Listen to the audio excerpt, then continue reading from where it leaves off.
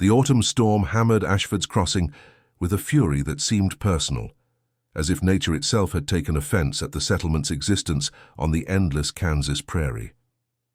Catherine stood at the window of her small boarding house, watching lightning split the black sky while thunder shook the building's frame, and she wondered, not for the first time, if maintaining her aunt's property alone at 18 was stubborn determination or simple foolishness.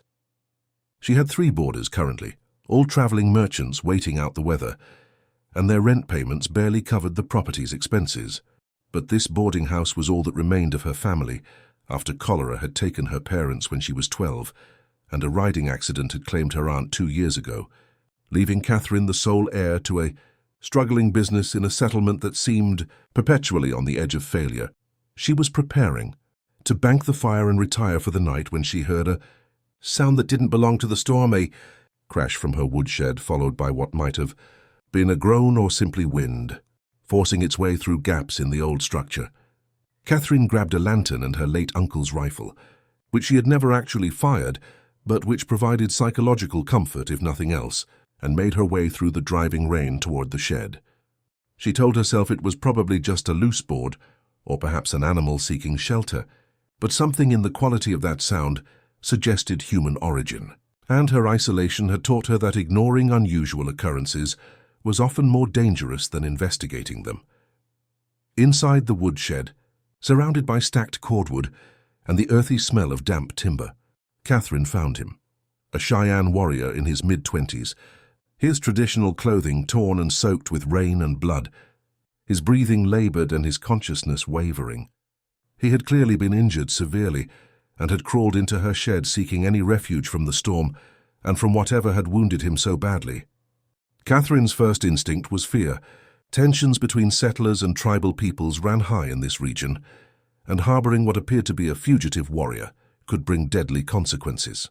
But as she held her lantern closer and saw the extent of his injuries, bullet wounds, rope burns suggesting he had been bound, signs of systematic beating, her fear was overwhelmed by outrage at the cruelty someone had inflicted, and by compassion she could not suppress even knowing the danger.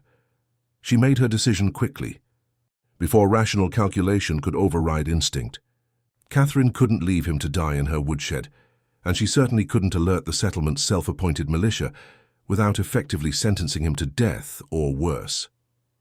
The militia was led by Cole Brennan, a former Confederate officer, who had transformed border enforcement into a profitable enterprise, capturing tribal peoples and claiming bounties from multiple sources, often manufacturing evidence of crimes to justify his actions. Everyone in Ashford's Crossing knew what Brennan did, though few spoke openly about it, and Catherine had witnessed enough of his casual cruelty during his occasional visits to town to believe that anyone he had wounded this badly deserved rescue rather than return to his custody.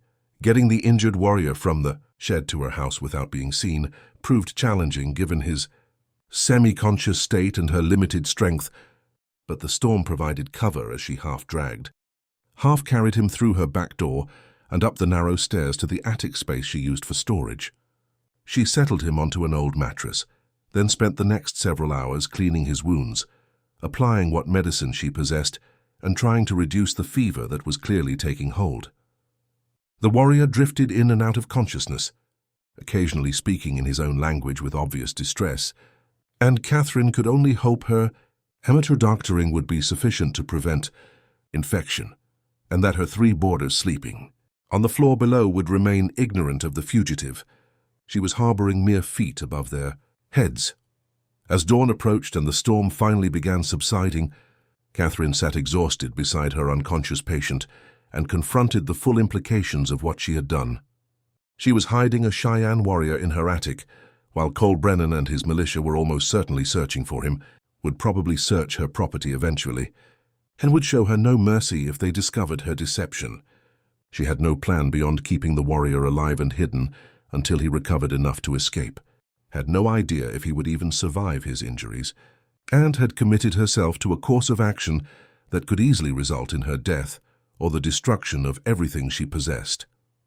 Yet sitting in that dusty attic, watching the warrior's labored breathing, Catherine felt no regret for her choice, only determination to see it through and growing anger at a system that made such desperate measures necessary. Over the next 2 days, as the warrior's fever broke and consciousness gradually returned, Catherine learned his name was Macpia, meaning cloud in his language, and pieced together his story through his improving English and her patient questioning. He had been captured by Brennan's militia, along with several companions while they were traveling peacefully through the territory. Brennan had separated Macpia from the others, had subjected him to interrogation and abuse, trying to extract information about his band's location and leadership, and had planned to transport him along with other captives to some distant location where buyers paid premium prices for strong young warriors. Macpia had managed to escape during the storm when lightning spooked the horses and created chaos that allowed him to break his restraints and flee into the darkness. Macpia's companions had scattered during the initial capture, and he believed they had escaped back to their main band. This knowledge brought him both relief and worry. Relief that they were likely safe, but worry that they would report him as captured or dead and that his family would mourn unnecessarily. Catherine asked if there was any way to send word to his people that he had survived, and Macpia explained that traditional smoke signals could convey simple messages if his band was within range to see them. Catherine's practical knowledge of frontier life made her hesitate. Smoke signals from her property would immediately attract attention from everyone in the settlement, would raise questions she could not safely answer, but Macpia's obvious distress about his family's grief moved her, and she agreed to help him attempt contact. They waited for a clear morning when visibility would be good, and Macpia positioned himself at the attic window where he could create small, controlled smoke patterns using a carefully managed candle and a piece of cloth. The signals were brief and subtle, likely invisible to anyone not specifically watching for them, conveying simply alive, safe help coming. Catherine watched nervously as he worked, hoping the message would reach his people, and that no one in Ashford's Crossing would notice the fleeting wisps of smoke rising from her building. She had no way of knowing that she had just set in motion events that would transform her act of mercy into catastrophe, that Macpia's band had indeed seen the signals, but had fundamentally misinterpreted what they meant, from the perspective of Cheyenne warriors watching from distant hills, through army field glasses they had captured in an earlier skirmish. The smoke signals from a building in the white settlement could mean only one thing. Their brother was being held captive inside that structure, and his captors were so confident in their control that they allowed or perhaps forced him to send messages, possibly as a trap to draw his band into ambush. The warriors who received and interpreted the signals knew Macpia had been captured by the brutal white militia, knew such men routinely tortured prisoners, and assumed the smoke signals were either coerced communication or deliberate provocation. They gathered their forces and planned a dawn raid to rescue Macpia before he could be transported or killed, fully intending to punish those who had taken and harmed their brother warrior.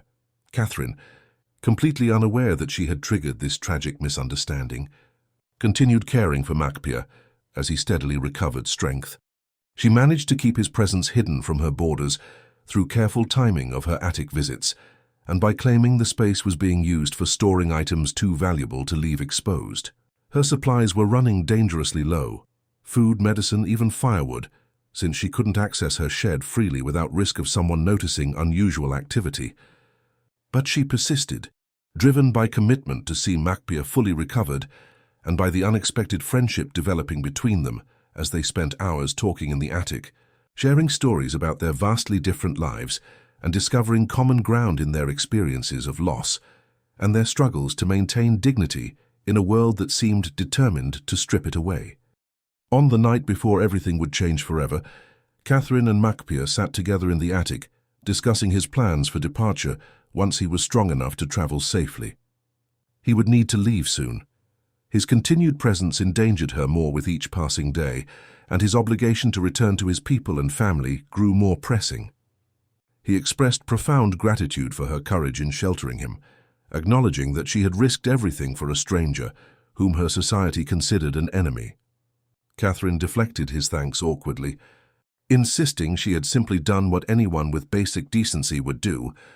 Though they both knew that was untrue, most people in her position would have turned him over to Brennan without a second thought, As Catherine finally retired to her own room for a few hours of sleep before dawn, she felt cautiously optimistic that they might actually succeed in their deception, that Macpia would soon be strong enough to slip away during darkness and rejoin his people, and that her boarding house would return to its normal precarious routine.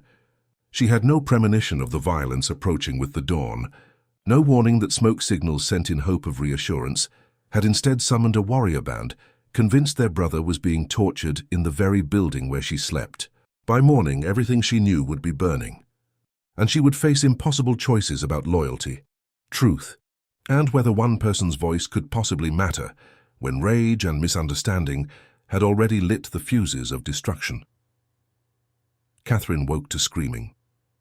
Not the scream of one person in distress, but multiple voices crying out in terror and confusion, punctuated by the sharp crack of gunfire and the deeper boom of what sounded like the settlement's few buildings exploding or collapsing. She rushed to her window and felt her heart stop at the sight that greeted her. Ashford's Crossing was under attack. Dozens of Cheyenne warriors on horseback, sweeping through the small settlement, setting fires, and engaging the few armed residents who had managed to grab weapons. The early morning light was already being obscured by thick smoke rising from at least 4 buildings, and the chaos was total as people fled their homes with whatever possessions they could, grabbed while warriors pursued or ignored them. According to some logic Catherine could not immediately discern, her first confused thought was that this was random raid, the kind of frontier violence that erupted periodically as displaced peoples fought against encroachment on their traditional territories. But as she watched the patterns of attack, she noticed something strange. The warriors seemed to be concentrating their assault on specific buildings while avoiding others, and their movements suggested they were searching for something or someone, rather than simply destroying indiscriminately. With dawning horror, Catherine realized they were moving systematically toward her boarding house, and the terrible truth hit her with the force of physical blow. They had come in response to Macpia's smoke signals, had misunderstood his message as a call for rescue, and believed he was being held captive in her building. She ran to the attic where Macpia was already on his feet, despite his still healing injuries, staring out the window at the attack, with an expression mixing shock and growing comprehension. He turned to Catherine and spoke urgently in a mixture of English and his own language, clearly trying to explain what was happening and what they needed to do. Catherine understood enough through his agitated communication. His band had seen the smoke signals and had interpreted them as distress call from a captured warrior, had launched rescue operation, believing white settlers were torturing him, and would not stop their attack until they either found him or were convinced he was not actually being held prisoner. The situation was catastrophic and spiraling rapidly beyond any possibility of easy resolution. Catherine's boarding house was now surrounded by warriors preparing to assault what they believed was the structure, holding their brother captive, while inside, her terrified boarders were grabbing whatever weapons they possessed and preparing to defend against what they viewed as unprovoked, savage attack. Both sides were operating from completely false assumptions, and the violence would only escalate until someone could break through the fear and rage with truth. Catherine realized with crystal clarity that she was the only person who could possibly accomplish this. She was the only one who knew Macpia was free and safe, the only one who understood the tragic misunderstanding driving the attack, and therefore the only one who might be able to stop it. But attempting to intervene meant stepping between 2 groups of armed, frightened, angry people in the middle of active combat, meant risking immediate death from either side that might shoot first and ask questions later, meant revealing that she had been harboring the very person whose supposed captivity had triggered this disaster.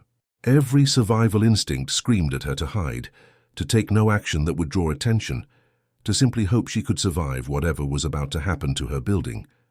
Yet Catherine found herself moving toward the stairs rather than away from the danger, driven by desperate understanding that this catastrophe was partly her responsibility. Her decision to help Macpia, her agreement to let him signal his people, her failure to anticipate how such signals might be misinterpreted. Macpia grabbed her arm as she headed for the stairs, speaking urgently in English now, telling her she could not go out there, that she would be killed instantly, that this was not her fight to resolve. Catherine pulled free, and told him with more confidence than she felt that it was absolutely her fight. These were her neighbors being killed, her town being destroyed, all because of a misunderstanding that she alone could clarify. She would go to the warriors, would bring Macbia with her to prove he was unharmed, would try to stop the violence before it consumed everything. Macbia argued that even if the warriors recognized him and ceased their attack, the white residents would likely kill them both for his presence in her building, that trying to resolve this would probably just result in their deaths without actually stopping the destruction. Catherine acknowledged this was likely true, but she was going anyway because sitting idle while people died and the settlement burned was not something she could live with regardless of whether intervention succeeded. She told Macbia he didn't have to come, that he had no obligation to risk himself further for people who would have killed him without hesitation. But Macbia shook his head and said something in his own language before translating. Honor demanded he try to stop violence triggered by misunderstanding of his situation, and he would not hide while his rescuer faced danger on his behalf.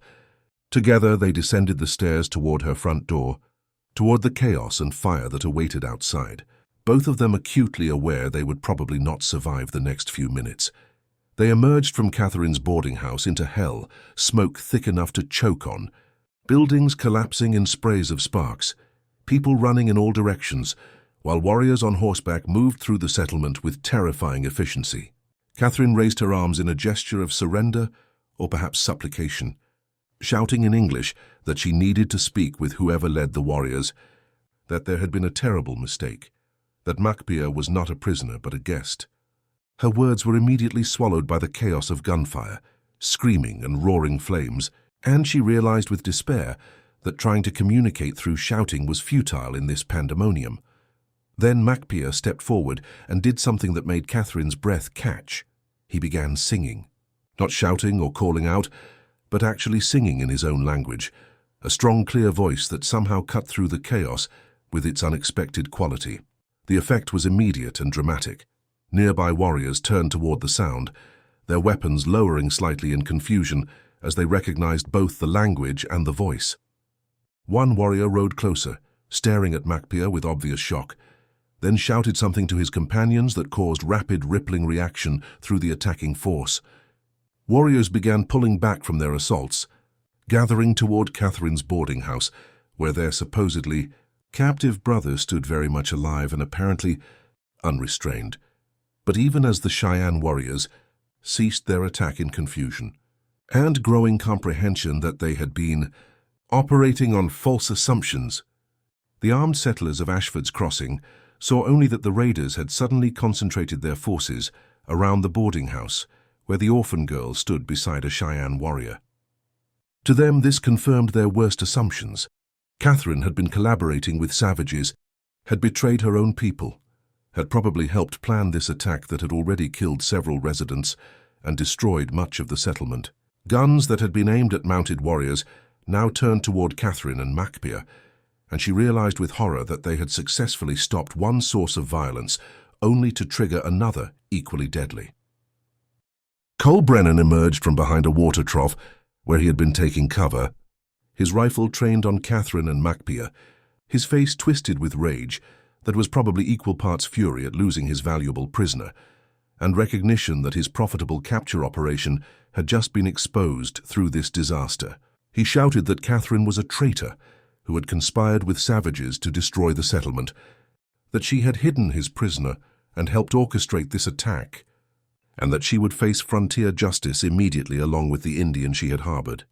Several other armed settlers moved to support Brennan, their own anger and fear making them receptive to his narrative that blamed Catherine rather than his own brutal practices for triggering this catastrophe.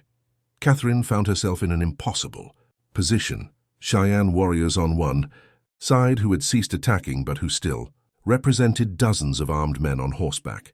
Angry settlers on the other side who viewed her as traitor deserving execution, and Brennan actively working to incite violence that would eliminate both his escaped prisoner and the witness to his crimes.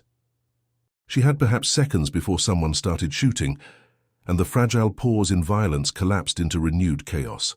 In that desperate moment, standing between two groups primed to resume killing, Catherine did the only thing she could think of, She began speaking truth as loudly and clearly as her smoke-damaged throat would allow, addressing both sides simultaneously and hoping anyone, would actually listen. Catherine's voice cut through the tense standoff with unexpected force, perhaps because everyone was so surprised that the small orphan girl was speaking at all rather than cowering silently between the two armed groups. She addressed the Cheyenne warriors first, explaining in simple English that she hoped Macpia could translate that she had found their brother wounded and near death, that she had sheltered him and tended his injuries, that the smoke signals had been meant to tell them he was safe, not to call for rescue. She pointed to Macpia's healing wounds, to his obvious freedom of movement, to the fact that he stood voluntarily beside her rather than trying to escape from captivity. She begged them to understand that attacking the settlement had been based on misunderstanding, that she and others here were not their enemies.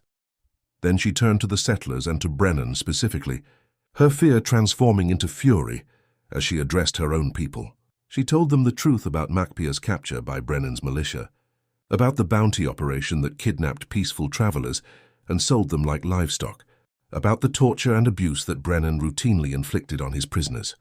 She explained that she had hidden Macpia not to betray the settlement, but to prevent an innocent man from being murdered or sold by someone who had turned law enforcement into personal profit center. She challenged Brennan directly, asking him to explain to everyone present how many prisoners he had captured over the past year and what had happened to them.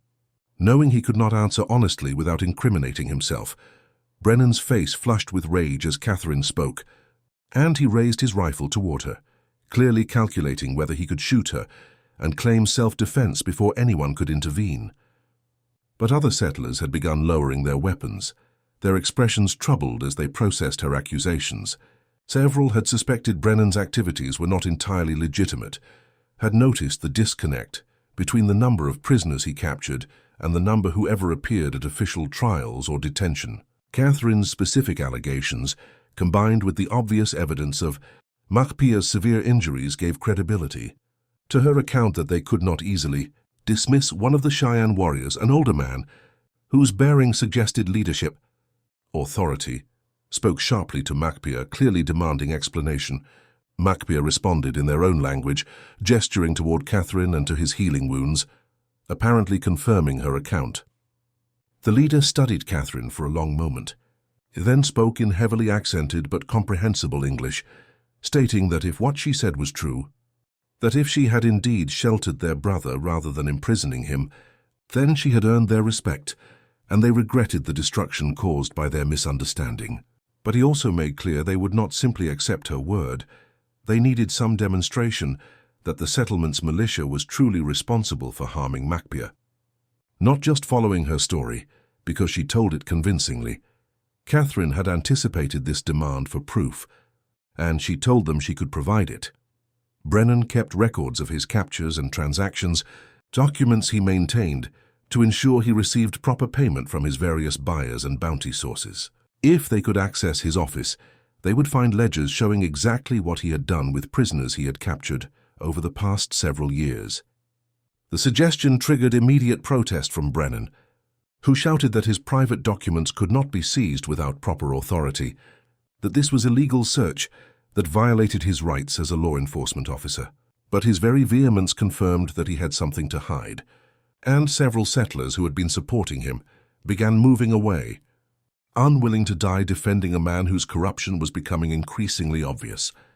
The Cheyenne leader made a decision, instructing several warriors to accompany Catherine and Macpia to retrieve these documents while the rest maintained their positions, to ensure no one attempted to destroy evidence or to attack those investigating. Brennan tried to stop them, raising his weapon and declaring that he would shoot anyone who attempted to violate his property. But he was now isolated. The other settlers had either fled or had decided that protecting a corrupt militia leader was not worth dying for, and facing dozens of armed warriors without support made his threats empty. He could only watch helplessly as Catherine led Macpia and 3 Cheyenne warriors toward his office, knowing that what they found there would end his profitable operation and possibly his freedom. The ledgers were exactly where Catherine expected them to be, locked in Brennan's desk, but accessible once one of the warriors simply broke the desk apart, rather than bothering with attempting to pick the lock. The documents were damning. Detailed records of captures, coded entries that could be interpreted as sales prices, notations about different buyers, and their preferences for specific types of prisoners. Makpia identified several names he recognized, people from his own band or from allied groups, who had disappeared over the past year and whose fates had been unknown until now. The evidence was comprehensive and undeniable, and when Catherine brought the ledgers out and began reading selected entries aloud to the assembled settlers, whatever remaining support Brennan might have retained evaporated completely. The situation remained tense and dangerous despite this revelation. Ashford's Crossing was still partially destroyed. Several residents had been killed or injured during the attack, and the trauma and anger on both sides could easily reignite into renewed violence. But the truth about what had triggered the disaster and about Brennan's criminal enterprise had created a different kind of clarity, a recognition that they had all been victims of one man's corruption, rather than enemies who needed to destroy each other. The Cheyenne leader spoke again, stating that his band would withdraw and would not attack further, but that they expected justice for those who had been captured and sold by Brennan's operation, and compensation for the misunderstanding that had caused them to attack peaceful settlement based on false assumptions. Catherine found herself in the unlikely position of negotiating between two groups who should never have been in conflict, trying to find terms that both sides could accept. She proposed that Brennan be turned over to federal authorities to face charges for his prisoner trade operation, that efforts be made to locate and free anyone he had sold who could still be recovered, and that the settlement provide what assistance it could to help the Cheyenne band identify and rescue their captured members. In exchange, the warriors would withdraw immediately and would not raid the settlement again, recognizing that the attack had been based on misunderstanding rather than legitimate grievance against most residents. The terms were imperfect and satisfied no one completely, but they represented the best outcome available given the circumstances. The Cheyenne leader accepted reluctantly, clearly frustrated that justice for past crimes would be slow and incomplete, but recognizing that continuing to fight would accomplish nothing positive. The settlers accepted because they had no real alternative. They could not defeat the warrior band in prolonged conflict, and protecting Brennan was clearly not worth additional deaths. Brennan himself was bound and held under guard, his protests and threats ignored by people who had finally recognized him as a liability, rather than as legitimate authority. As the Cheyenne warriors prepared to depart, Makpia approached Catherine one final time. He spoke formally, thanking her for saving his life, for risking everything to expose the truth, and for somehow preventing the complete destruction that had seemed inevitable just hours earlier. He told her that among his people, someone who demonstrated such courage and integrity in the face of impossible circumstances earned a name of honor, and that she would be known among the Cheyenne as woman who speaks truth when others are silent. Catherine felt tears forming at his words, overwhelmed by everything that had happened and by the recognition that her desperate attempt to prevent catastrophe had somehow partially succeeded despite all odds against it. Makpia and his band rode away toward distant hills, leaving Ashford's Crossing smoking and damaged, but not completely destroyed, and leaving Catherine standing in the ashes of her boarding house, which had been partially burned during the attack. Around her, settlers emerged from hiding places to assess damage and begin the long process of rebuilding. Some looked at her with gratitude for preventing worse destruction, others with suspicion for her role in harboring the warrior whose presence had triggered the attack, and still others with simple confusion about how the orphan girl had ended up at the center of such extraordinary events. Catherine surveyed the ruins of her property and felt surprisingly little despair about the material loss. The boarding house could be rebuilt, belongings could be replaced, and physical damage could be repaired given time and effort. What could not be rebuilt or replaced were the lives lost during the attack, the trust broken between peoples, and the innocence shattered by recognition of how easily misunderstanding could escalate into violence. She had given shelter to a captive warrior in an act of simple compassion, and by the next morning the town had been in flames, not because she had done wrong, but because good intentions operating without complete information had triggered consequences no one had anticipated.